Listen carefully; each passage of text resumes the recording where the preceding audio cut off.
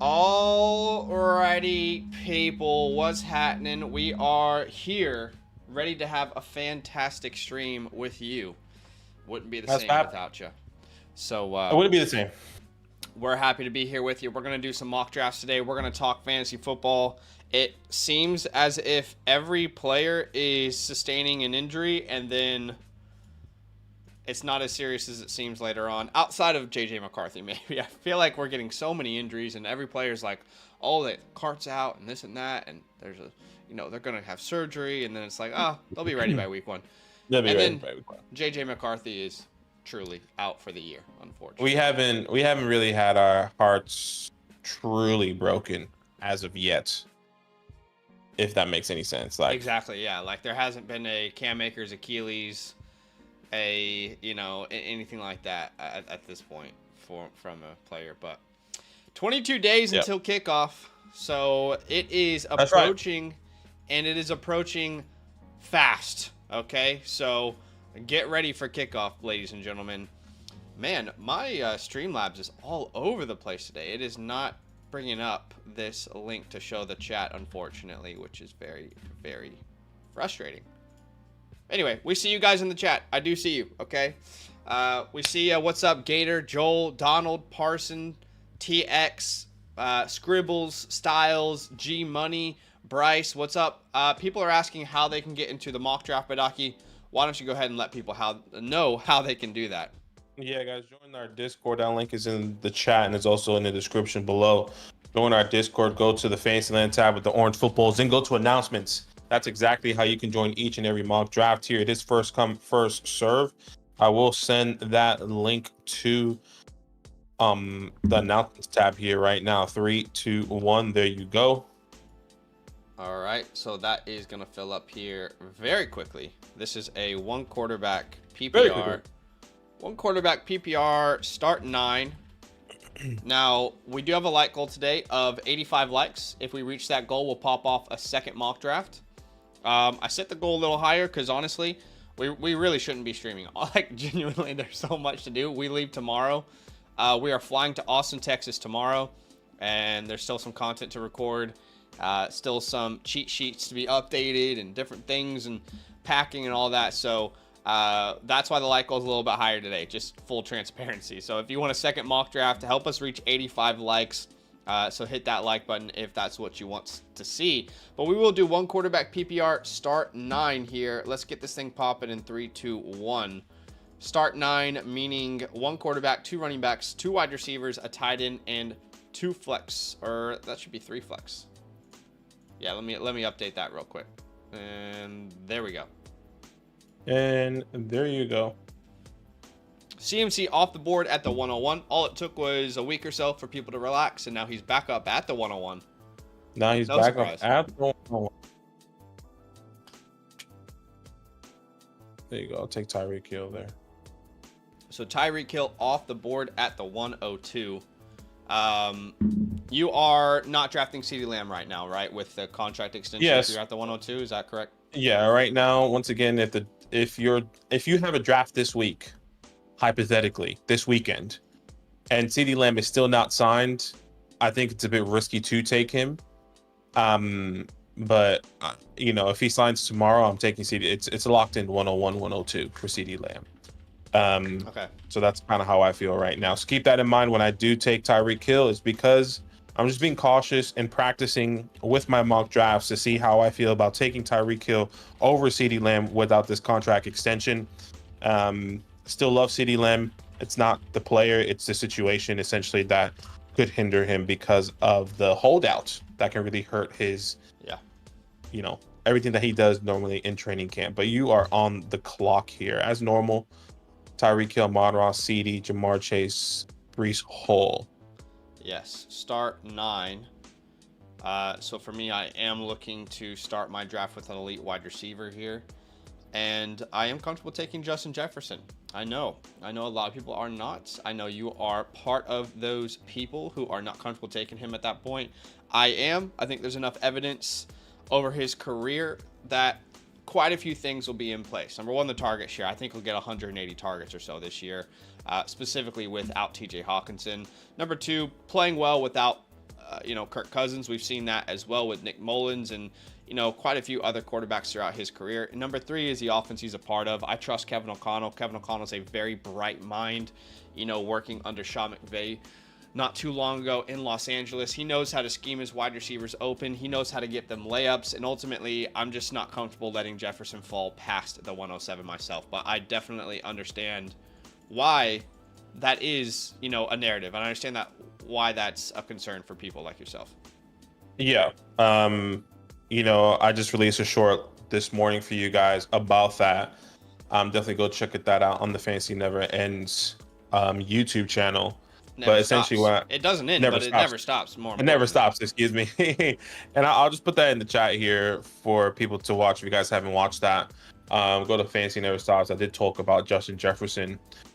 My biggest concern is not Justin Jefferson, it's the quarterback play. And Sam Darnold has never had a top 10 wide receiver. And even though Zach has said all those things, which is true, I think I need to see it before it happens. It's not about Justin Jefferson. I think if I'm drafting in the first round, I want absolute consistency and absolute certainty when it comes down to fantasy points. And I'm not saying Justin Jefferson is not going to get that.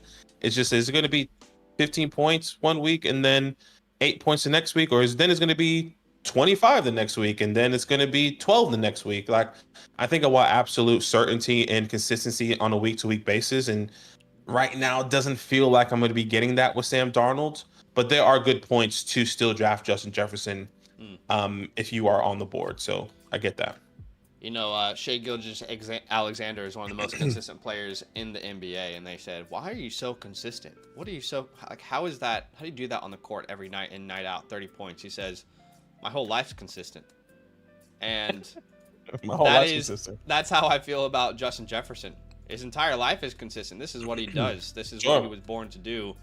And he's in the perfect system. Maybe not the perfect quarterback, but I do think there will be consistency personally. But I understand the concern for sure. So, definitely 2 good points, 2 good sides of the argument there.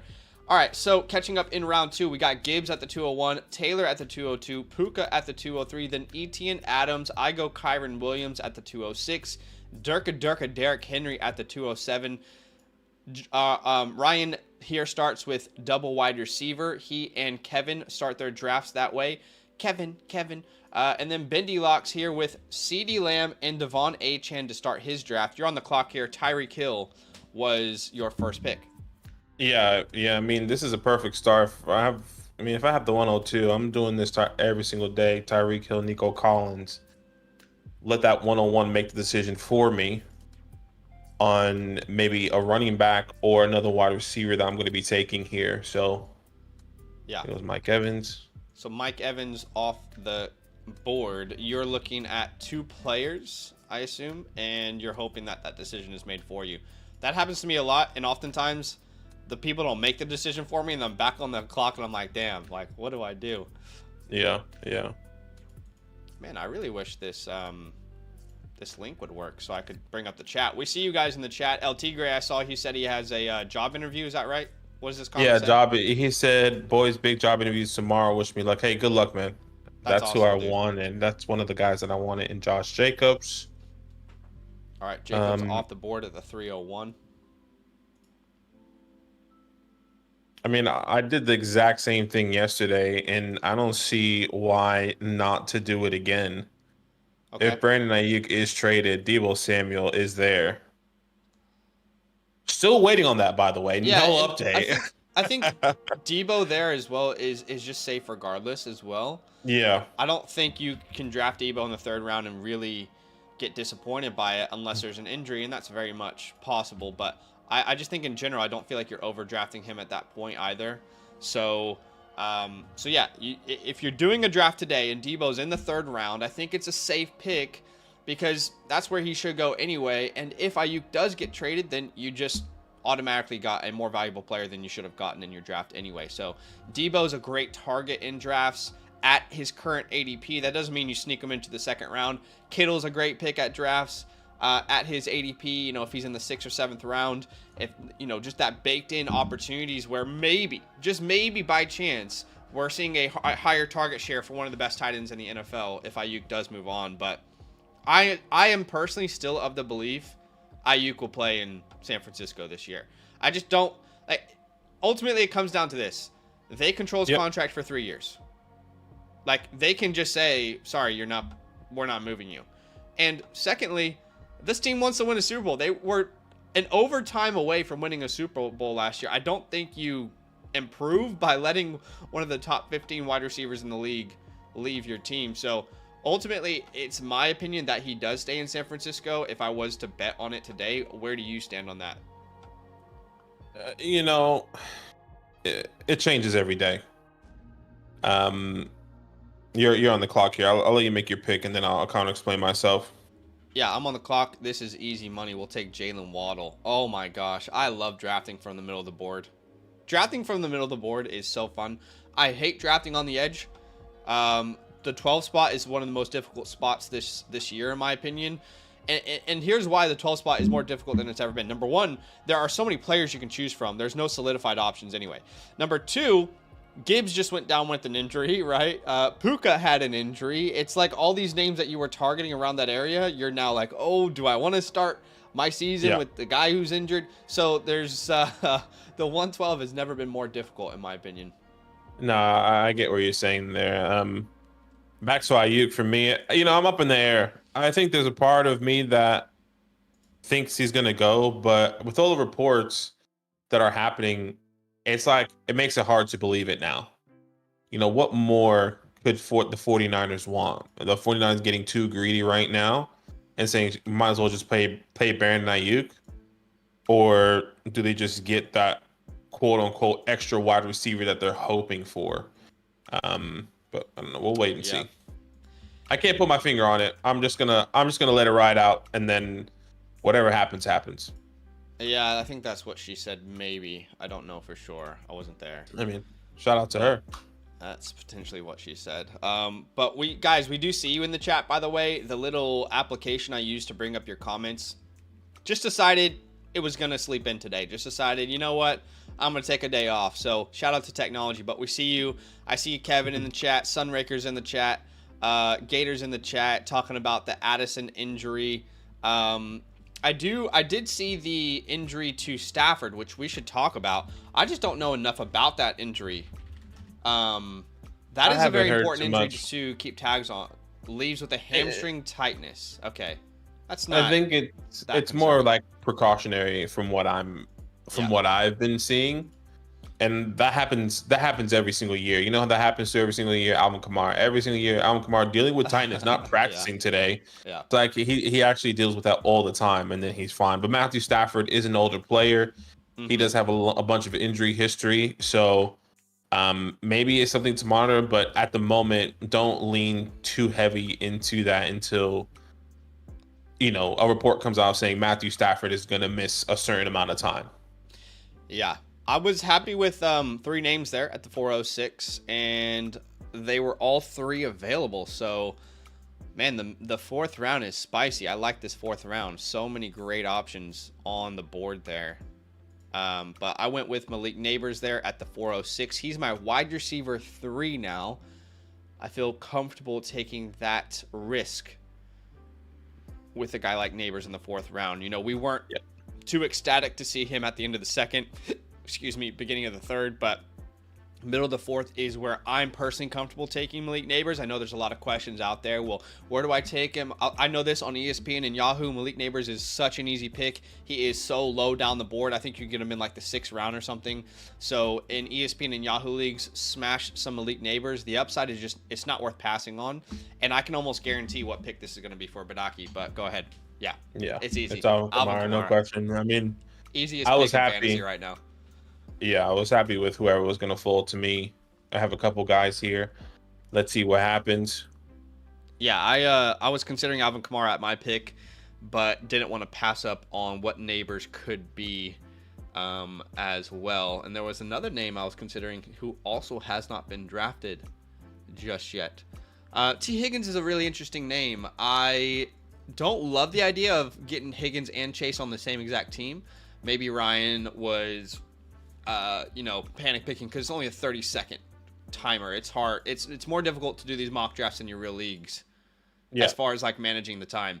But I do like T. Higgins overall as a pick this year because if he does stay healthy, and that's what we say every year. Well, if he stays healthy, I mean, there is true top 12 upside out there for T. Higgins this year. Like that is absolutely a range of outcome for him, in my opinion. Yeah, I mean, I definitely, especially from what we saw in preseason, he was getting it. If he can stay healthy, I think that's the biggest thing. If he can stay healthy, that is something that we can see him return. I really wanted James Cook there. I want to go 2 running backs. That makes me pivot. I'm gonna go tight end here. Yeah. Okay, so you got both of the players I was considering at the 406. I keep saying this. I hate that we love all the same players this year. But those are the 3 players I was considering at the 406 myself was Kamara, Andrews, and Malik Neighbors. I will just mention, I'm not very high on Christian Kirk this year. I don't know where you stand, but I just think people were not expecting Brian Thomas to be where he is already. I wasn't expecting I love Brian Thomas. I didn't expect him to already be a starter in 12 personnel. Yeah, look, it's definitely concerning. It's concerning. That's all I can say. It's concerning. Am I comfortable drafting Christian Kirk here in the 5th round? I think there are other players I feel more comfortable with for sure. Like I'll feel more comfortable taking Amari Cooper. I see 1, 2. I'm not gonna name everyone, but I see 3 other players in the wide receiver room specifically. I'm more comfortable taking, and then I'll take Christian Kirk.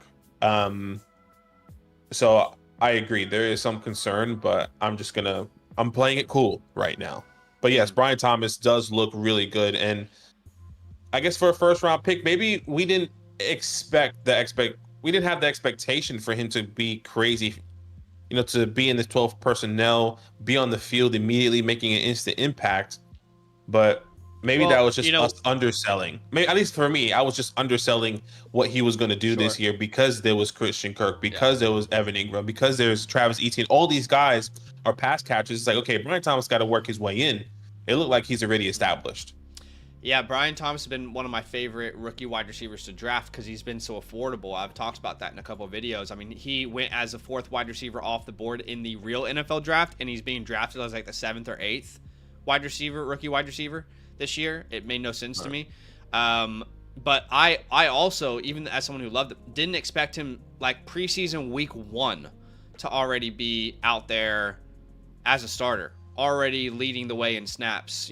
That was surprising. And if anything, I think it just gives us more comfort in being like, hey, Brian Thomas is actually an incredible upside pick in your drafts right now. I mean, ESPN, I keep pointing it out because I remember that video I did recently. Another great pick on ESPN, Brian Thomas, so cheap in ESPN drafts. Like, I think he's a 10th round pick or something like that. Damn. So normally you take Rashee Rice in the 5th round. And yeah. I wanted to just see if I don't take Rice, where would he fall? So he falls to the 512. Yeah, Brandon got a good stack right there. I definitely like the stack, or I guess when I say stack, I mean Rice and Reed. Like normally, if Rice is not there, then you get Reed. So getting both of those guys, I guess, pair is the better term. Yeah, so I was just like, man, how far could he potentially fall? Let me see. And unfortunately, I ended up missing out on a player I really like. Rashee Rice, my guy this year. I thought I was reading the board, and then sometimes you can't read the board well, but I was reading the board, and I looked at all these teams, and I thought, I think a lot of them don't need wide receiver. I looked at Brandon, 1 running back. I said, I think he's probably going to go a running back here, but that was the same with me and Gator at the 1. I wanted to do double running back there on Kamara James Cook, but he took James Cook there. So it made me pivot to Mark Andrews. I mean, that's probably the better pick anyway in Mark Andrews, but just wanted to try a different strategy in locking up 2 running backs rather than getting a tight end there at the 5. Can we all agree to just stop playing preseason and like scrimmages so players stop getting injured? Would that be okay? That's the goal. Do you know that, right? Like Roger Goodell wants to do away with preseason and just go straight into the season. Yeah, well, I'm trying to think. Like the NBA doesn't really do that. I guess it's a different monster. There's so many games. Games mean less. I guess like if you think about it, you know how like week 1 and week 2 is like, okay, teams got their flow now. the problem with no preseason is like, how can you actually show who is talented, right? Like you wouldn't have the Victor Cruzes of the world now. You wouldn't have the undrafted free agents, these crazy guys that come about because they now we have the XFL or whatever it is, right? Just let them play there. Yeah, you know what I'm saying? I don't know. I don't feel bad for those players, but like I get what you're saying. I appreciate the stories. I just hate how many injuries occur from it. You know. Yeah. It's frustrating for me. It is very frustrating. El Tigre, by the way, says I just dropped so much Stetson Bennett stock. Did you see his game? 3 interceptions. I did, but he had 3 interceptions. But didn't he have like 3 touchdowns as well? Or am I tripping? I think he had 1. I know he had 1. Who did they play? Rams, Cowboys. Is that right? Maybe I'm tripping. I thought he had like. He definitely didn't have 3 touchdowns because there was only 13 points scored. Yeah, 1 touchdown, 4 interceptions. Actually. Okay, never mind. Okay. And by the way, like versus guys who are probably working at your local Kroger's and Food Line. Your local Kroger. Shout out to Food Line. Hell yeah. They lived in North Carolina for a year. It was the worst year of my life. North Carolina's nice. I lived in a small ass town, guys. I went from New York City for living there my whole life. My parents were like, I got a job in North Carolina, Wilmington, North Carolina. Shout out to Michael Jordan's. Michael Jordan went to he worked at a place called Whitey's there, by the way. Went there. It was the worst decision. I hated it. I skipped school for 2 weeks. Yeah, I skipped school for 2 weeks. My dad's black, my mom's Spanish. We walked into Whitey's. They were staring at us. This was like 2004, 2005. Get your ass out. We got up and left quickly. Damn. Shout out to Whitey's, am I right? Shout out to Whitey's. Shout out to Whitey's Worldwide. Oh gosh. What's funny is like, why are you staring at us if freaking Michael Jordan used to work here? Just because, I mean, they're like, wait, we're not racist because Michael Jordan used to live. Surely, but like clearly you are because I was staring at us. Damn, you went Mostert. I was about to target Mostert. Oh my God, you guys are killing me right now. Those are 3 names I was about to target. I wanted Stevenson really. If I got Stevenson, I would have been chilling. It's been a hot Mostert summer for me, and I've been drafting him everywhere. So I was hoping he might fall back to me. Yeah, I'm glad I went running back there because there's nobody coming back to me there. All right. Y'all just stuck the knife as deep as you could there.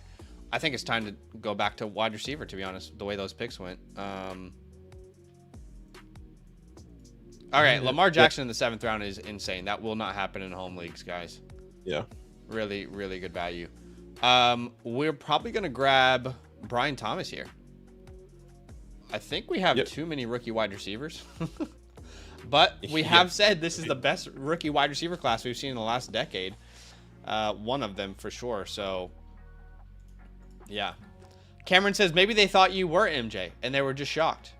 They were like, "Holy shit, is that Michael Jackson?" Or Michael Jackson? Michael Jordan? Sorry. Oh my gosh. Well, I think that's more racist actually. Oh, wait. What's the level of racism there? I don't know. Anyways. Worst year of my life. Hated North Carolina. Yeah. Then we moved to Florida, and then Florida was better. I was like, shit, I'm going to Disney every weekend. Did you? Live like 2 hours away from Disney. Oh, right.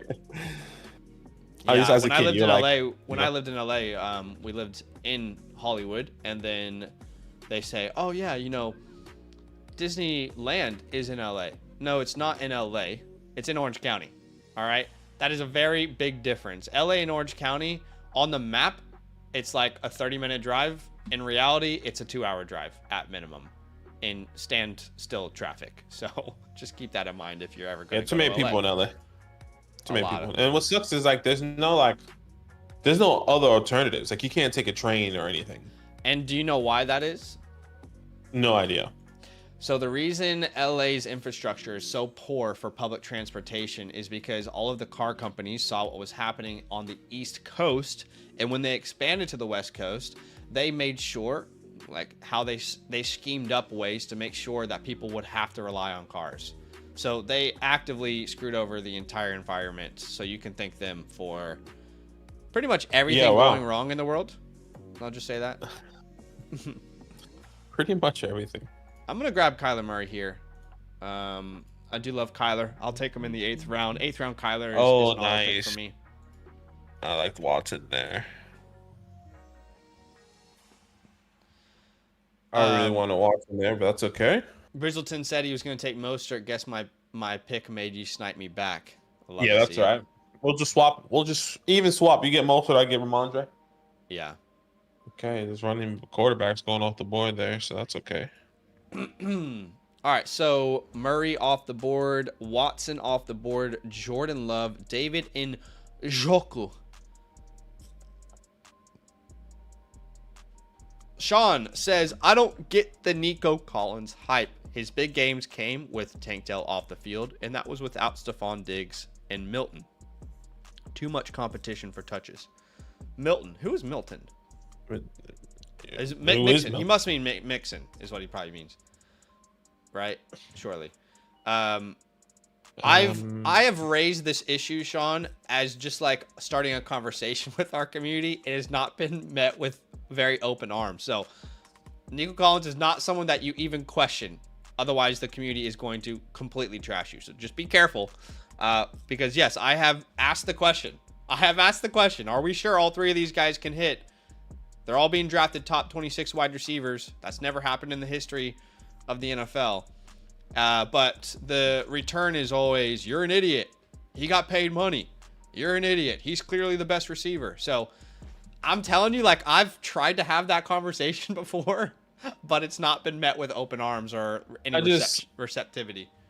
I think as a Nico Collins, I guess, believer is that did you just try and make Stan standard believer? Yeah. Yeah. Hold on, let me just wait until this pick goes and I'll make my pick. I'll take Shakira here. Nice. I love that pick.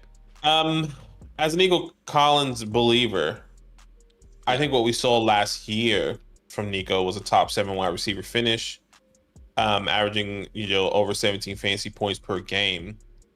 And, I'm drafting him here with the expectation that he is going to at least finish as a top team. He went 1, 2, 3, 4, 5, 6, 7, 8, 9, 10, 11, 12, 13. Even with Nico Collins going as a wide receiver 13 here, and if we're just going based off what he's done last year in his finish, yes, I think the return could be there. Now you get Stephon Diggs, and all the 3 of those guys can't be fantasy relevant, but if there is somebody that is going to be fantasy relevant, it's going to be Nico Collins, because it is clear he is the wide receiver 1 on that team, in my opinion, because of my belief. I think it is, because I think there's too much weight on Stephon Diggs to me. So I think that's where we always disagreed. This has been my issue with the Houston wide receiver room all offseason, is I truly believe that if you want to make a case for any wide receiver, you can. If you want to be the Tank Dell guy and you think Tank's the guy for this team, you can make that case based off stats that happened last year, based off of splits, based off of when he was a starter, averaging over 20 points per game as a starter. The better wide receiver, by the way, when he was a starter than Nico Collins. You can make a case for Nico Collins. Big body, going to play in 2 wide receiver sets, got the extension, you can make a case for Stephon Diggs because he's done it for 5 years. Like, that's my issue with this room, is like everyone's just like, no, it's definitely Nico, and if you have a different opinion, you're actually an absolute idiot for even asking the question. I'm like, should we not talk about this? One thing I will just say is, just quickly, splits with and without Tank Dell. Without Tank Dell, Nico Collins was averaging over 18 points per game last year. With Tank Dell, that was around 15.5. And by the way, like, 15.5 is still very good. If you got 15.5 points per game from Nico Collins this year, I would be like super happy with that. But this is also not accounting for Stephon Diggs, what his role might be. So I'm not saying that Nico's a bad pick. I'm just asking, like, should we have the conversation? Should we think about this at all? And every time I bring it up, people are like, no, you're an idiot, actually, for even thinking it. I think the conversation is worth having. I think there's too much weight, in my opinion, which is valid, in Stephon Diggs and how he is just automatically going to come in and gel well and produce and take all these targets away. I think there is going to be one that's going to be fantasy relevant, and there's going to be one that's not going to be fantasy relevant. And the guy that I truly believe that's going to be fantasy relevant is going to be Nico, and the guy that I don't, when I say not fantasy relevant, like Stephon Diggs is probably going to have his lowest fantasy finish he's had if he played all 17 games. Well, like obviously, I mean, he's been top 5 wide receiver for the past 5 years. Sure, but like, no, I think a lot of people are expecting clearly that Stephon Diggs is going to be like, well, he had 140 targets. He's going to get 140 targets again this year. But nobody's drafting him like that, though, Badaki. But that's always Blake the argument. Corum here, by the way. I always say he's my favorite handcuff. I always say if you grab Kyren, make sure you secure Blake. Sorry, continue. No, but that's always the argument. People are not drafting him, but that's always the argument. Well, Stephon Diggs is the best price because he's going in the 4th or the end of the 3rd, but he's going to get 140 targets. I don't know who's saying that though. I mean, you said that, or not? You haven't said 140 targets. You said I think he leads the team in targets, but I could see anyone leading the team in targets, and that's where the conversation never meets for the Nico Collins people. It's like they can never understand that there's a possibility someone else might lead the team in targets. It's like not a possibility for the Nico people. I am saying Nico could lead the team in targets, but it's like the Nico people, it's a brick wall. It's like, no, it's gonna be Nico no matter what. It's gonna. I'm just like, okay, fair enough. So I'm just gonna make a pick here. I'll go another running back here. Go Rico. I completely just didn't hear what you said because I was looking at who I was gonna pick, but. I guess to sum it up here, I basically what I'm saying is like I think the guy that I'm most comfortable with in this offense is Nico Collins. The second guy I'm most comfortable with is Tank Dell. The guy that I'm least comfortable with is the newest person on this offense, and that is Stephon Diggs. Yeah, I guess to summarize for me, I will take the cheapest of the 3, and that is never Nico Collins. That's my issue. I'll take the cheapest of the 3. It is never Nico Collins. I see a range of outcome for all 3 of them where they can be good. So that's my concern. I'll take Dak. That was a panic pick. Yeah. I would say this. A lot of people say they'll take the cheapest person. Not saying you, but I think a lot of people say they'll take the cheapest person, but they don't believe in the cheapest person, which is Tank Dell. I don't personally believe that. Because I know, like, every draft Tank Dell will be cheapest. You see it often in our community. People, I'm not saying you specifically, but like people, it is like the cool thing right now in the fantasy circle to like be like Stephon Diggs is a problem, you know, he's an issue, and like I'm not in on Diggs, he's old. Like that is actually that was like the first thing. That was the first thing that like Twitter put out, or I saw on Twitter when like Tank Dell. When Stephon Diggs didn't get any targets in preseason. Which was like funny because Nico didn't either, right? But yeah, we didn't talk about there was just a video of like Stephon Diggs like talking to CJ Stroud. It's like, look, Stephon Diggs already complaining in preseason that he didn't get a target. Like, relax. So anyway, I guess I'll wrap this up in a bow for me at least. Like, I understand why people believe Nico Collins is the unquestioned number 1. I can see the case that they make, and I can see the conviction and the upside. Like, you're drafting him because you're like, he has top 5 upside if he is like going to get 125 targets. But my concern is I can make the case for every one of the names. Personally, like for me, I can make that case for every single wide receiver in Houston. So that's really where the concern is for me. And also, last thing I'll say, by the way, that no one's thinking about here. Can I just throw this in there? Because why is no one talking about the fact that the Houston Texans defense is like far superior than what they were last year? And this is going to be one of the better defenses in their own division for sure. They improved drastically in free agency. They were already a better defense last year than they were before, head by one of the best defensive minds in the game right now. So are we sure they're going to have to throw the ball 45 times a game? You know? Get Joe Moneybag Mixon, brother. Come on. Talk it up. Well, honestly, from all the conversations we're having, to me, Mixon is like one of the better picks on this team right now. Yeah, and I'm a Mixon guy. I've always been Mixon since when he got picked up by the Texans. So I would agree. Yeah. I think it's great. I think he can easily finish. I think if I'm not mistaken, he's the only guy in the past 3 years has finished as a top 10 or top 12 running back. I saw that stat somewhere. Joe Mixon is so like I was actually just doing research on top 12 running backs in the past 5 years for a video coming up, and it was like, oh wow, Joe Mixon's wow, 5 years ago, 3 years ago, oh yeah, there's fucking Joe Mixon again. There's Joe Mixon, like, yeah, he's just been there, brother. What's funny is if you look at like his efficiency and his analytics, genuinely awful. Like just so much volume, you have to be successful. But I think he'll be in a similar situation in Houston where there's just so much volume on a good offense. So, anyway, I just thought that was funny. The Baba Yaga, Don Wicks off the board, was hoping he might fall to Shibuya roll call. Darnell Money Mooney is a much more interesting pick now than he ever has been. Talk it up. I want to hear it. What else do I say? I want you to talk. I want you to talk more about it, please. I beg of you. Simply because someone else got injured. I mean, that was never a problem for me. So Darnell Mooney has always been a guy that I loved in this offense. But yes, like he gets injured, it's more of a clearer path, I guess you could say. And the connection apparently that he's building with Kirk Cousins, just like Kirk Cousins building with everyone else, has been phenomenal. Yeah, I think to me, Mooney is a really good best ball pick. That's where I really like Mooney is best ball. But I struggle to see consistently starting him in redraft. But I do think his upside on a weekly basis is much higher with the injury to Ron Dale Moore. Yeah, and I agree. But best ball, yeah, you could consider me all in on Mooney in a best ball league for sure. Gosh.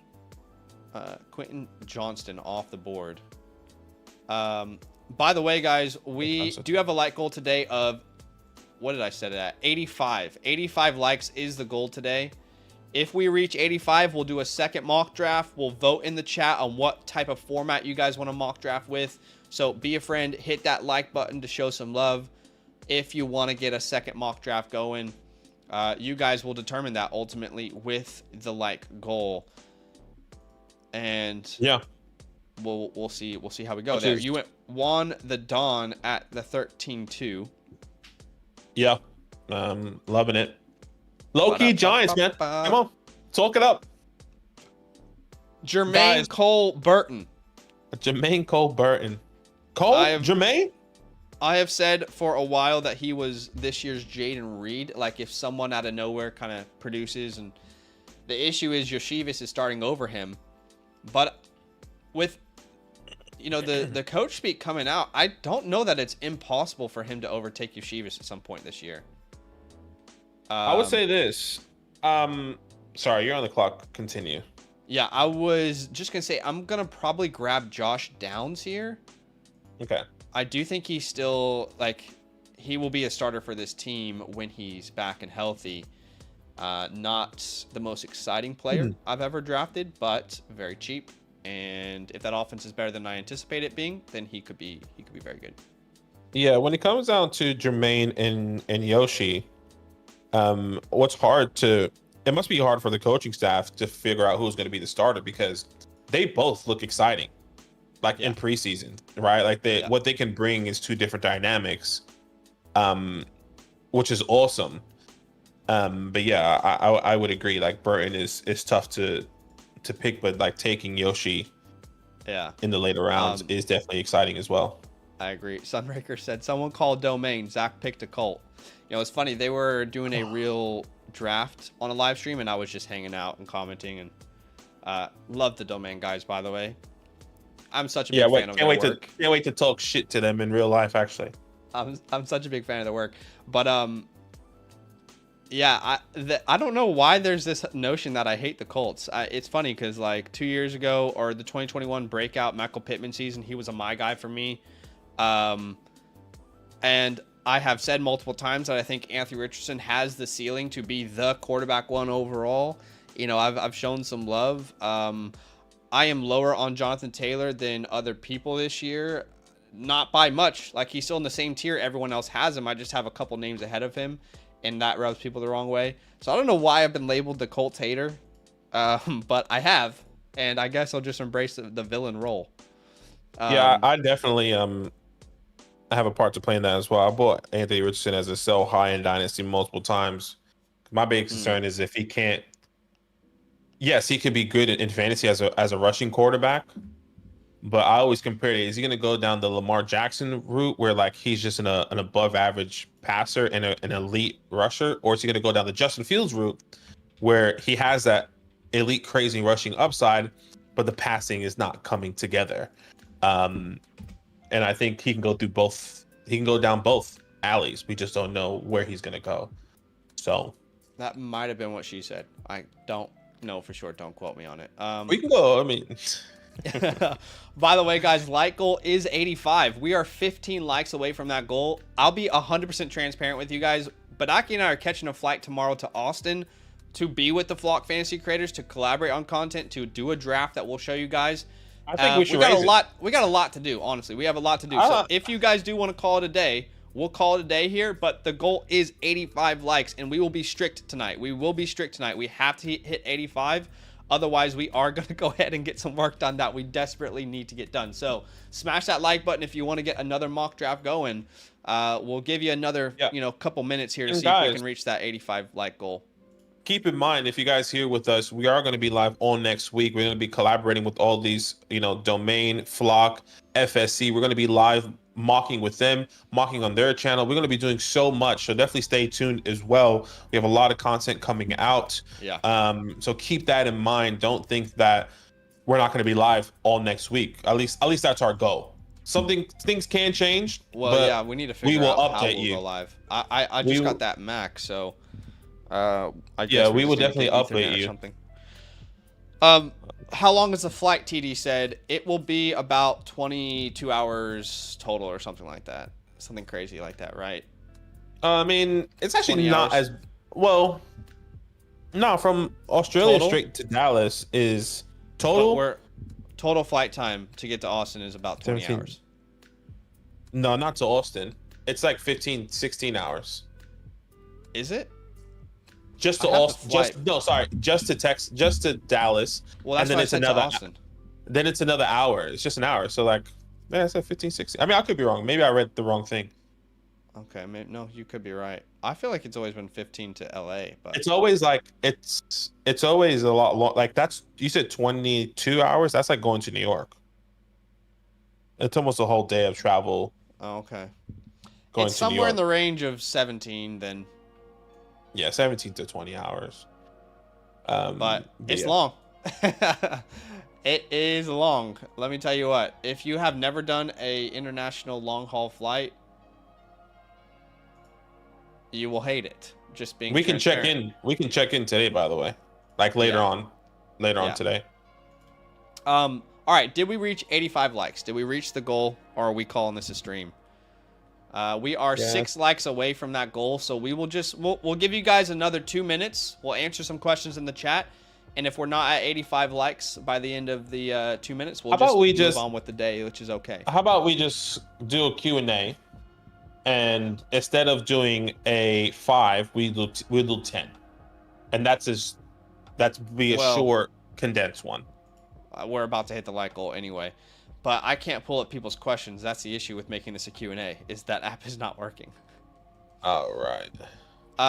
Elijah says, how do you feel about Godwin or Evans? I am definitely in on Godwin this year. Yeah, I've talked about him as a bounce-back candidate.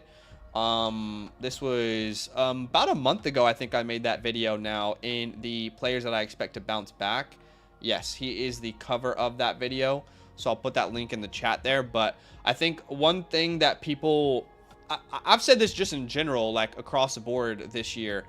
To me, where people go wrong in fantasy is not understanding the changes from one year to another. Like that to me, just in general, is like where the winners and losers in fantasy come from. Of like, well, this is what's happened in the past. This is what the Titans have looked like, so I'm not drafting Titans. You know, like just in general, I feel like that's where the stuff slips through the cracks. And for me, one of the things you have to know this year on Chris Godwin is Chris Godwin, for the first time in his career last year, was placed as an outside wide receiver primarily. It makes no sense. He's had so much success in the slot. I don't know why they decided to play him outside primarily. And it was like his first disappointing year in fantasy. They decided we're going to put him back in the slot primarily, let him dominate in that role. That's why I am more excited for Chris Godwin. And it's not like Evans was drastically out-targeting him. It's just Godwin should be dominating over the middle of the field. So between the two, I like Godwin better as a pick, personally. Yeah, but I'm a sucker for like same team, cheaper player type vibe. Yeah, I'm a little bit concerned about this offense. Dave Canales is no longer there, but there is opportunity with this new offensive coordinator. But I don't think this offense is going to be as efficient and I guess as surprising as we saw last year. I think if you're looking at the expectations of what we saw last year, and what the Bucs did and what Mike Evans was doing, not saying he can't do it again. It probably won't be as consistent, maybe, as we're thinking because of Chris Godwin's opportunity. So, I haven't really been drafting either of those guys. Yeah, I think Evans is safe. I think Godwin's pretty reasonably priced. But I can understand it. All right, vote in the chat. What kind of format do you guys want? We did reach the like goal. Do you want a start 7 mock or a start 8 mock draft? Your vote matters. This might be the most important vote you make this year. Just maybe. Just maybe. So vote in the chat. I'll give you guys a couple seconds there. What's up, Dom? Welcome in, brother. How we feeling? Sam says, thoughts on early tight ends in the 3rd round? To me, the sweet spot is the 4th or 5th. Yeah. But it depends. Like, if you're in a start 7, I'm willing to go quarter or tight end in round 3. Tight end early, yeah. But if you're in a start 8 or start 9, I think I want to target my tight end in rounds 4 or 5 this year. Yeah, you can kind of see here where Sam Laporta goes and Travis Kelce in the 3rd. But look where I got Mark Andrews at the 5 too. Look where Dalton Kincaid went. Look where Kyle Pitts went. I mean, even George Kittle, if Brandon Ayuk is traded away, his value is going to go higher. So yeah, and Kittle, we have to completely reassess Kittle if Ayuk is traded. So there's a lot of conversations we're having right now where, hey, we don't know the answer yet. We got to wait and see if Ayuk is actually off this team because Kittle could be a much more attractive option. All right. Yeah. So it is looking like start 8 is the vote here. So let's go ahead and start setting that up. Start 8. And this will be the last mock today. I promise y'all, we got just too much to figure out today. But we appreciate you being with us. And we're going to start doing Q&A streams here soon. So be on the lookout for that. I know you guys are going to have a ton of questions when it comes to setting your lineups this year and waiver wires and all of that. So there will be some pretty big updates to stay tuned from on the channel. Hey, other thing I will say just before we get into this next mock is we did launch another YouTube channel this week called Fantasy Never Stops with Fantasyland. This is short form content that is specifically made for short form content. We're not repurposing anything that we've made, so go subscribe over there. We are giving away a cheat sheet to someone who subscribes in the next week. This time next week on a live stream, we will raffle off a cheat sheet for one lucky subscriber over there. So subscribe, help us get to 100. We're only 11 subscribers away from 100 over there on the channel, so we appreciate y'all big time. Yeah. All right, start 8. I'll go back to the 12 spot. Yeah, join that mock draft, guys. And if you guys want to join this mock draft, join our Discord. That link is in the chat and also in the description. It is first come, first serve. And if you guys have already mocked with us in the first one, give someone another opportunity to mock with us here. Go to the Fantasyland tab under announcements, exactly where I'll be posting that link. 3, 2, 1. There you go. All right. So that is gonna fill up. Reminder, 1 quarterback, PPR, start 8 here. And Joel, I know Joel is gonna intentionally snipe me here. I know he's got a plan. You're not sneaky on me, okay, Joel? I know what you're doing. Here we go. Starting in 3, 2, 1. Start 8, by the way, meaning 1 quarterback, 2 running backs, 2 wide receivers, a tight end, and 2 flex spots. As CMC Take me is off the the first pick off the board there. Hey, this is 1, 2, 3, 4, 5, 6, 7, 8. Yeah, nice. Okay. What? Nah, I was just trying to see if it was 8 or 9 in our home league. Our home league is 8. Yeah, I guess that's kickers. I forget how small it is. Yeah. I wish we could add another flex in our home league, to be honest. Yeah, we can definitely talk about it. But I feel like every time we are like, do you guys want to do this? They're like, no. And then a year or two later, they're like, should we do this? You know? Yeah.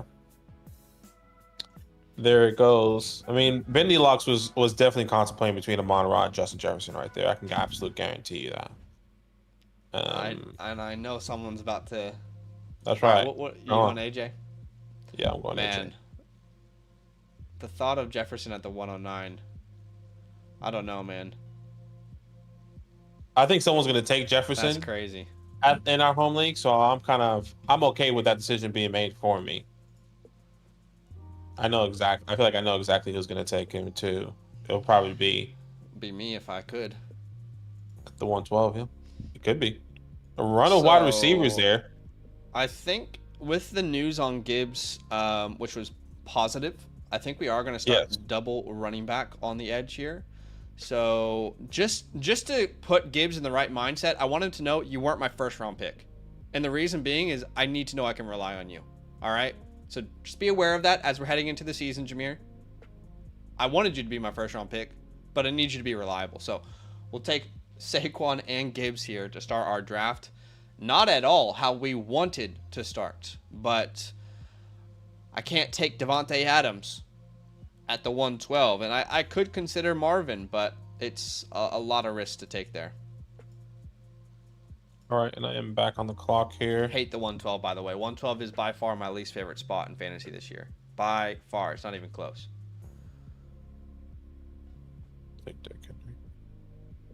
Dom says, so Drizzy was kind of low on my radar, but he's sneaking up the ranks for me. How about y'all? And he's probably talking about Drake London there at the 203. Drake London is someone that Badaki and I have liked. I think you may be a little bit higher on him than I am, Badaki. I think you have a lot of confidence in him early, mid-second round. I more want to see him fall to the late second round, but still, we're both second round people on London.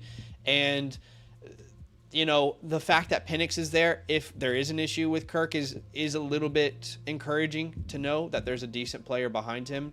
But it's more like walk with me by faith, not by sight, if you will, with Drake London, because Drake London has been a disappointment 2 years in a row for fantasy football, but it really hasn't been his fault. Do you know what I mean? So this is one of those things where we're like, we got to project from year to year, and this offense will look completely different in Atlanta. And there's every reason why Drake London should be such a good fantasy pick this year.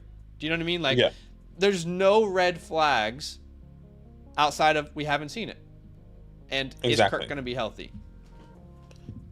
And it really doesn't fall on to him, to his own fault, unfortunately. I think there's a lot of quarterback play. Play calling as well was pretty big over there for Atlanta Falcons for the past couple of years. Yeah. So there's a lot of things aligning for Drake London to be successful. So, yeah, I'm pretty confident in Drizzy Drake Rogers. Yeah, I like London. The only reason... See, this is... clearly, if you were to say who's going to score more fantasy points this year between London and Pitts, it would be London. Clearly, he plays the wide receiver position. But if you were to ask me, like, who's the better pick based off of where they're going in drafts, I do think it's Kyle Pitts. Like, I think Kyle Pitts has as many, you know, there's like 6 tight ends this year that I could say they can be the tight end one in fantasy this year. I think Kyle Pitts is one of those names. So, I think Pitts is just a better pick at ADP is what I'm saying, but I like both of them. Yeah.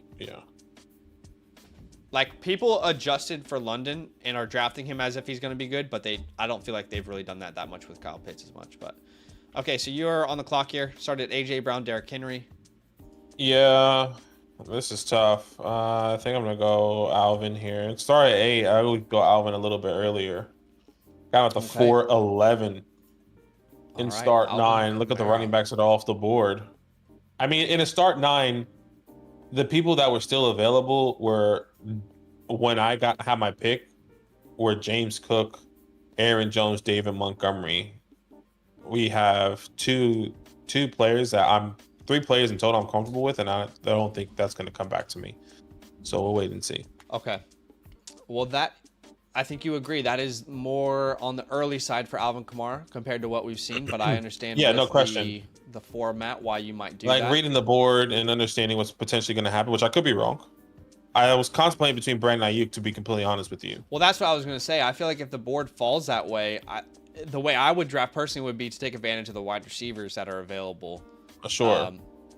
But I'm just comfortable with who I believe is going to come back to me in the 4th round, or what the options are going to look like in the 4th round, rather than the running back room. But depending on how it goes, because 2 teams here starting 3 wide receivers, you're on the clock here. I am on the clock here, and I think I would like to go Malik Neighbors here as one of the picks, but just for the sake of safety, I don't think I can make that when I only have 2 wide receivers I can draft. So we are going to start with DK Metcalf and Devonta Smith in our wide receiver room. Again, would really love to have gone Neighbors there, but that's a player I want to take if I already have a solid wide receiver in the first 2 rounds, rather than banking on him as my number 1 wide receiver. A lot of people talking about Deebo Samuel. Guys, if Deebo Samuel, if Ayuk is traded away, we've said this many times. I feel like we've said this 3 streams in a row. But if Ayuk is traded away, we've said this, Deebo Samuel will be on the turn. Like, if I knew today Ayuk is gone, I'm probably drafting Deebo Samuel at the 201 with Saquon Barkley instead of Jahmyr Gibbs. That's how much confidence we would have in him. But there's still a lot of that situation that still needs to be worked out thus far. So keep that in mind as we go. But we do love Deebo this year. We do love Deebo. So you went Neighbors at the 405. I think that's an incredible start. In fact, if you swap those ADPs of Kamara and Neighbors, I think it looks like it feels better to me, and I like the team that you're building so far. I thought J-Mac potentially will go another running back, because the other guy I was comfortable with is still on the board. But the fact that I can still get Malik Neighbors there, I think worked out for me regardless. So, which is surprising. Like, why is Neighbors now falling? Because he was rising. Is it the injury, the ankle injury? Is that why? I don't think people have a lot of confidence in Malik Neighbors with Daniel Jones. I feel like a lot of people are comparing it to like a Garrett Wilson type of thing. But to be fair, Daniel Jones has never produced a top guy, but he's never had a talent like Malik Neighbors. If you think of Garrett Wilson, it's like the opposite, with like he had Zach Wilson, and Zach Wilson had a top talent, just couldn't do shit with it. Yeah, we saw Neighbors though, with the Hard Knocks hype and the preseason hype and the camp reports. We saw him sneaking up to the early 3rd, and now we're not seeing that happen. So that's great. I'm just curious I guess why or why not people might have been moving him up or not. Again, we see you guys in the chat. Unfortunately, the little application we use to bring up your comments is not working. I don't really know why, but I appreciate y'all for commenting. We see you. Joel says, loved seeing Zach get the 112 as his dad ran away with the 101. That was frustrating to see. TD says, when you live stream next week, will you all be in the same location? Would love to see it. Yes, we will. I'm not sure how that will go, because we'll still want to live stream on our channel, so I'm just not really sure. We're still going to work out those details. Yeah, we have no idea, but the plan is to live stream. But if not, we'll keep you updated with different times, maybe for that week, or hopefully we try to do it at the same time. So definitely keep in mind. So stay tuned to the Discord. I would say it will probably be the best way to be in communication with us and any update that might be happening throughout the week there. By the way, Sean replied to the Nico Collins conversation and said Mixon is what he meant to say. He's been watching too many Joe Milton highlights. Nico could be that guy, but so could Diggs and Dell. So they're going later in the drafts. I kind of get that for sure. Charlie says, kind of dig the Saquon Gibbs start at the 12 spot, which is definitely an option for us for sure. Dom says London's the best red zone target on the team. I think I would agree with you. Kook says Dynasty 101, JJ or CD, non-superflex. For me, that's been CD Lamb this offseason, but I don't mind JJ either. So in the 5th round, we saw Diggs, Flowers, Kincaid, A-Rich, Higgins, Pickens, and Dell. And now you're on the clock, and I know you probably wanted Dell. I did want Dell. I thought he was going to sneak back to me. Okay, I know this guy's not going to come back to me. I'll put him on my queue now. I'll take Rice. I actually hate that you like Rice. I hate it. I can never get Rashee Rice if I'm in a draft with Padaki.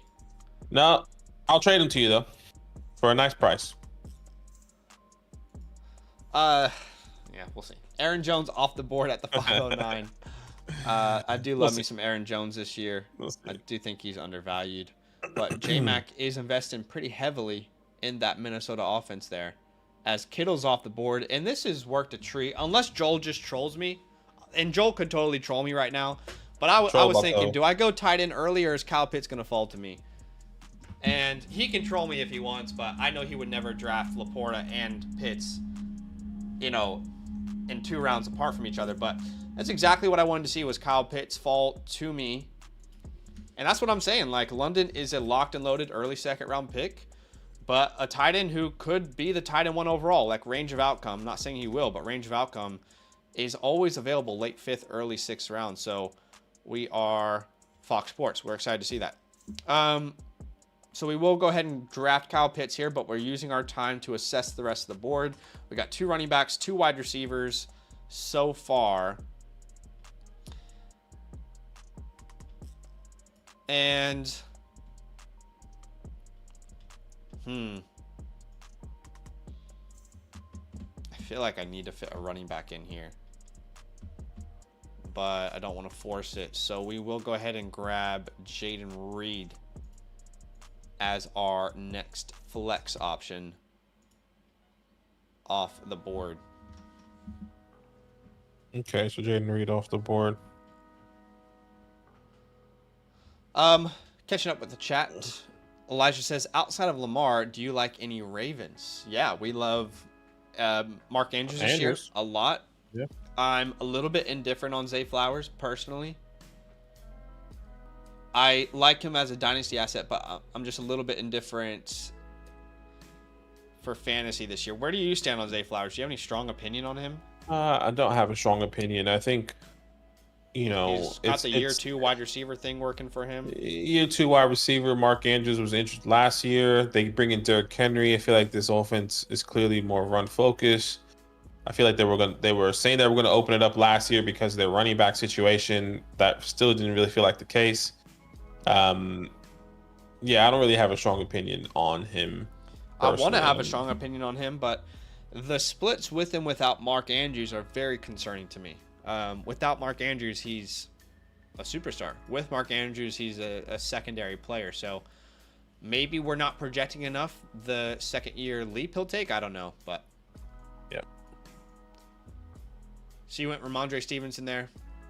Yeah, I normally go wide receiver in the 6th tier, depending on the build. I could have easily taken a wide receiver I like here, but I wanted to see what's going to happen if I go this build here, going 3 running backs in the first 6 rounds, and then maybe hopefully a wide receiver I like comes back to me at the 7-8. Yeah. So Ramondre Stevenson off the board. Let's recap round 5. In round 5, we had 3 tight ends: Kincaid, Kittle, Pitts. And round 5, we also had a group of wide receivers that consisted of Diggs. Wow, okay, I just realized Diggs and Dell fell to round 5. See, that could happen in home leagues. To me, Diggs or Dell in round 5 is much more attractive than Nico in round 2. I don't want to keep talking about it, but I think it's opposite though. I don't see that. At least I don't know. I don't see that happening in our home league personally. I could see that happening in home leagues, but I don't know why. Fair enough. I feel like if anything, it's gonna. Sorry, I think. Let me rephrase this. I see them going in the same round. Is that what you were trying to say, or are you saying you can see them going in the 5th round? I could see in, one in of them general. falling to the fifth for sure, because I think people are thinking it through sometimes. Like, oh, do I want to take that many Houston wide receivers, or, you Sure. got a number Okay. one wide receiver for someone's team on the board, or you get to like, do you take Michael Pittman or one of these guys? Michael Pittman's Sure. number one. Sure. So, but yeah, I mean, look, they could both go in the third. I, I guess I would but- agree. I would agree in the sentiment of like if they can go in, they can go in the same round. I just don't know what round that would be. I think Basically, fourth round in our home league, but I don't know. I'm not sure. But that, like I said, that's just more attractive to me than second round Nico. I can't remember what we were talking about actually.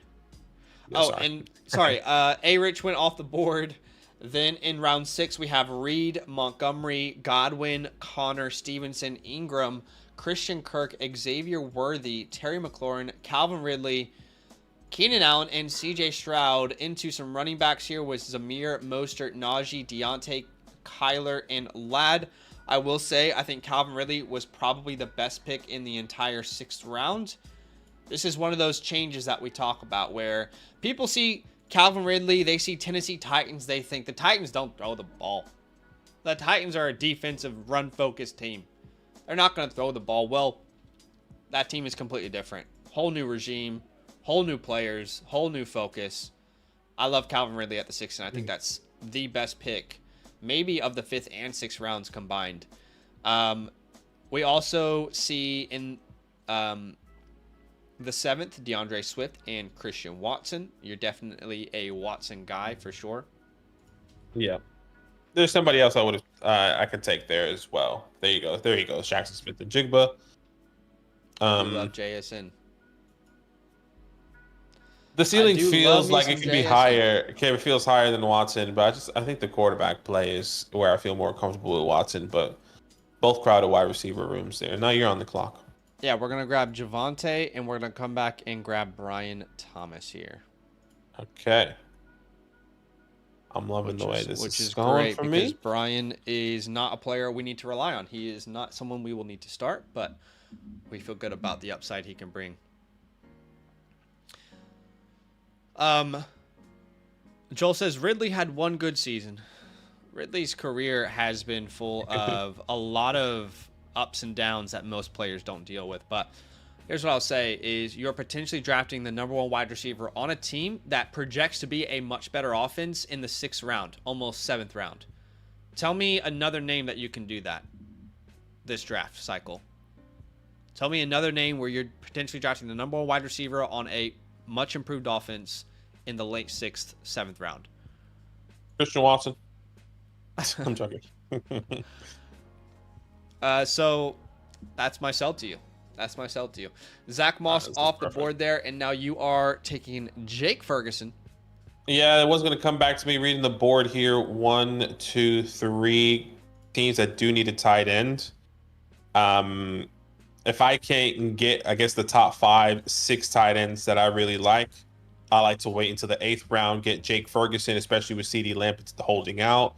There's no other wide receivers on that team outside of Brandon Cooks. Jake Ferguson is easily going to go crazy, and it looks like I sniped blue there. I'm sorry, brother. Yes, sir. I need it. David Njoku off the board, then Devin Singletary. You know, in a way, Devin Singletary feels like an even safer pick with the Tyrone Tracy injury. I thought Tyrone had a shot to steal that job this year. I think with the ankle injury, I'm not so sure he does anymore. I think he can in season if he comes back and when he comes back. But I get what you're saying. And we still don't know like the severity of that injury, if it's going to be like No, 4 we to 6 don't. weeks or whatever. So Yeah, still a lot of question marks that have to be answered. Hey, 150 people watching the stream. Thanks for hanging out. Do us a favor. Go ahead and hit that like button if you'd like this channel to grow. If you don't want us to grow, then honestly, you should probably stop watching, because even if you comment something that's hateful, it'll help us grow.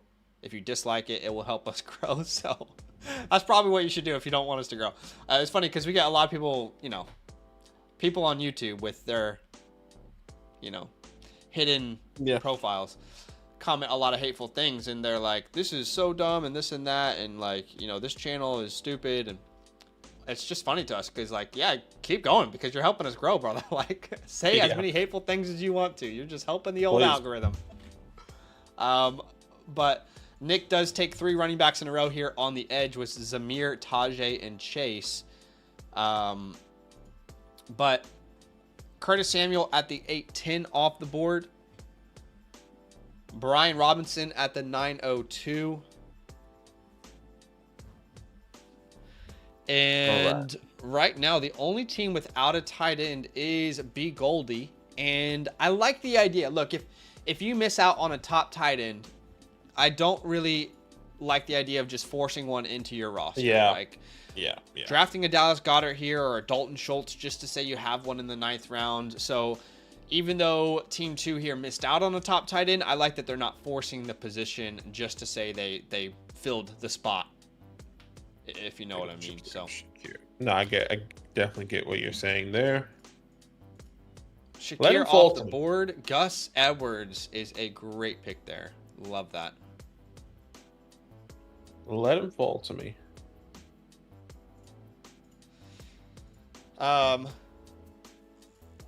Love the Gus Edwards pick. Love the Khalil Shakir pick. Huge fan of those moves.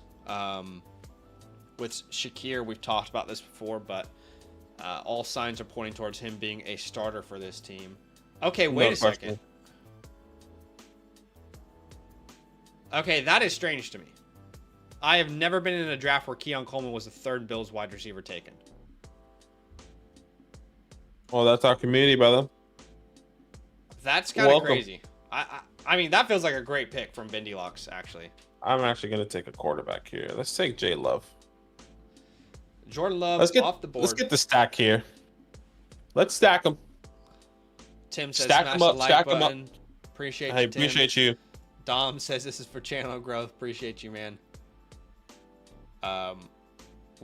Mike says, where do you think Russell Wilson stands this year? I think he starts the year, but I think Fields could take over at some point. I feel like the more and more we're hearing about Cam, the more and more I feel like his job is going to Justin Fields easily at some point in time. I've always been on the time where or the sentiment of, you know, Russell Wilson or Justin Fields is going to start the second half, but it could be sooner rather than later potentially. Yeah, hard to say. The thing is, the Steelers are going to win games regardless of who their quarterback is, so I don't know how they'll play that personally. Yeah, D-Hop went. That's what I was going to take over Jay Love, but I was like, you know what? Let me take Jay Love here. This is hot. We are going to grab... whew, man, this is real interesting here. Okay, I know we're going to take Blake Corum. I just have to figure out the next picks. Is this super hot fire? We're definitely taking Blake Corum. And then after Corum, and that gives us 4 running backs. Yeah, interesting.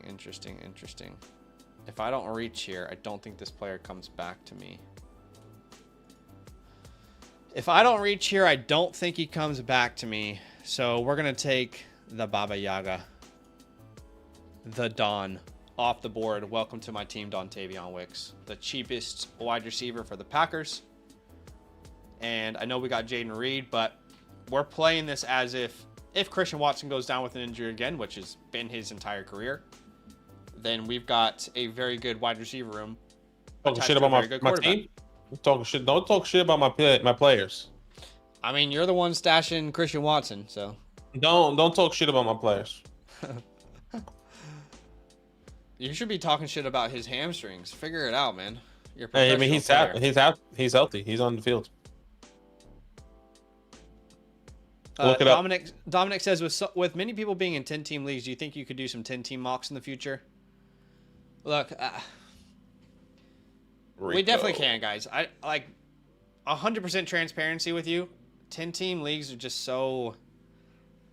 Maybe it's one of those things that. Maybe it's one of those things that like we do it and the community can do it and we'll just talk.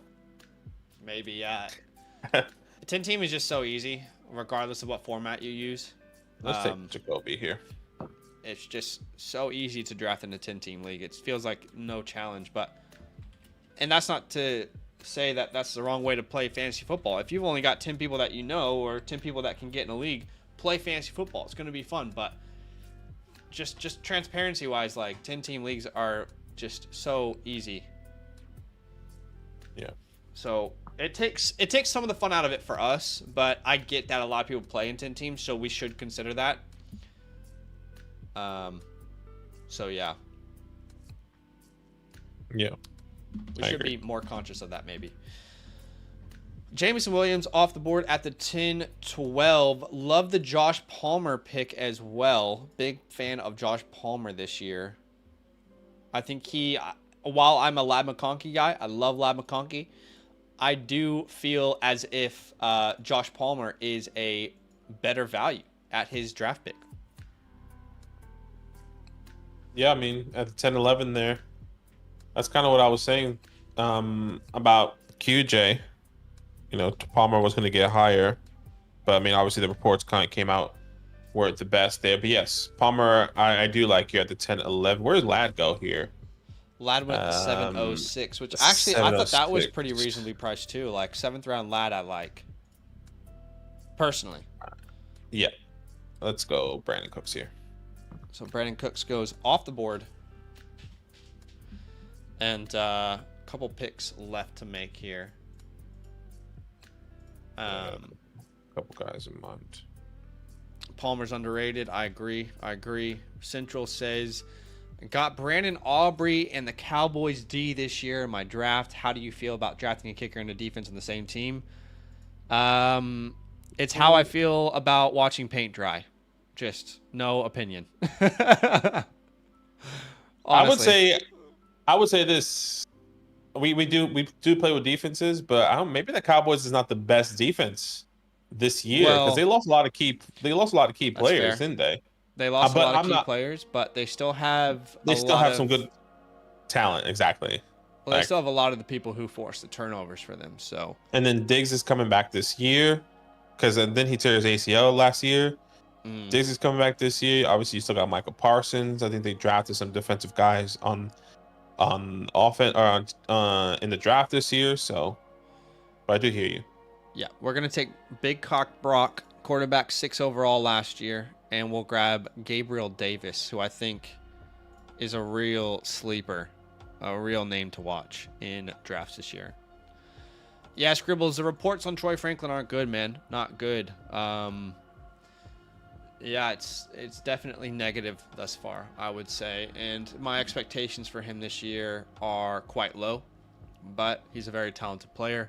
Wouldn't be surprised if it just takes him a while to figure it out and he, shows some promising signs towards the end of the year.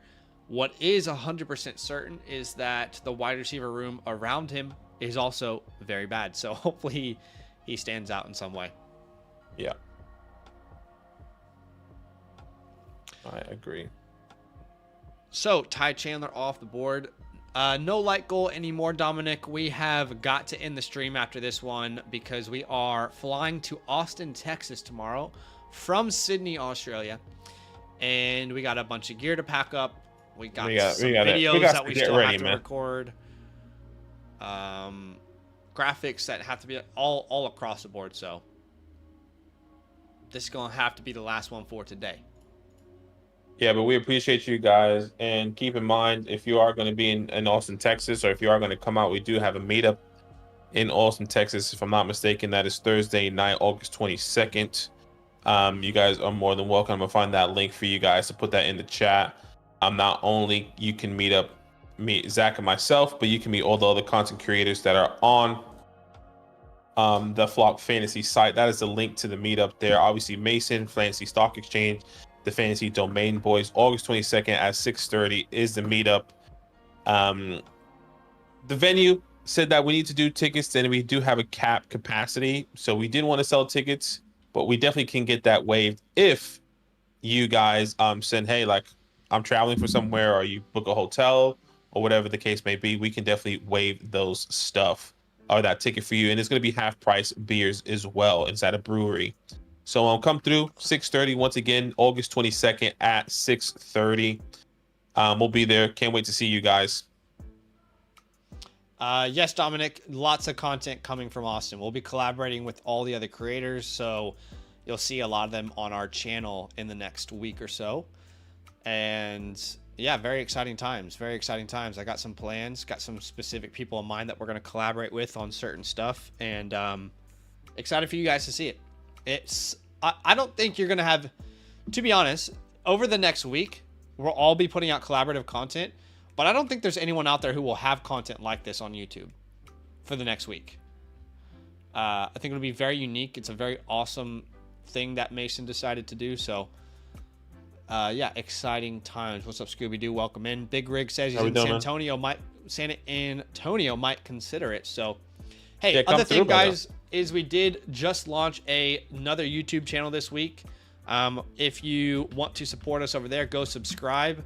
We are 9 subs away from 100. Would be awesome if we could reach 100 subs before this week ends. But short form content, really focused on like news and what's happening in the NFL. So go subscribe over there to show us some love. And with my last pick, I was going to line up Andre Yeshivas, but Yeshivas was taken by Bendylocks. So we're going to have to pivot. Pivot. You just gotta pivot. And our pivot will probably be Kendre Miller here. So that is going to be the draft, ladies and gents. Ladies and gentlemen. But we appreciate y'all big time. Thanks for hanging out with us. We will see you guys soon. I mean, no live stream tomorrow because we will be in the air flying. I mean, should we live stream? I just thought about this. Can you live stream from your phone? Because maybe we should live stream from our phone at the airport and just answer people's questions. Just for the lulz, let's see. It will be really late though. It would be. Think really about late. it. We go late now. Late, actually, yeah. It'll probably be good for the West Coast people, but Okay, maybe. Look, we can definitely try. We can definitely do it for the lulz and see what happens. All right. Well, why not? That is it for today, guys. We appreciate you. Hit the like button. Hey, we do have a video out on the channel as well that just came out today. Focusing on late round gyms. All right. If you're asking the question right now in your head, who do I target rounds 8 onwards? Well, the combined ADP of the players I talked to you about in this video is 180, I think, meaning on average 16th round ADP. Now, that's an average of all the players. Not everyone's going that late, but go check it out. Not a single player in that video, the Hidden Gems video, has a ADP of top 100. So go check it out. We appreciate you. If you haven't watched my Guys yet, I've got my Guys there. And yeah, we appreciate y'all. Thanks for watching. And anything else before we go? Nah, all good, man. Love. Appreciate you guys.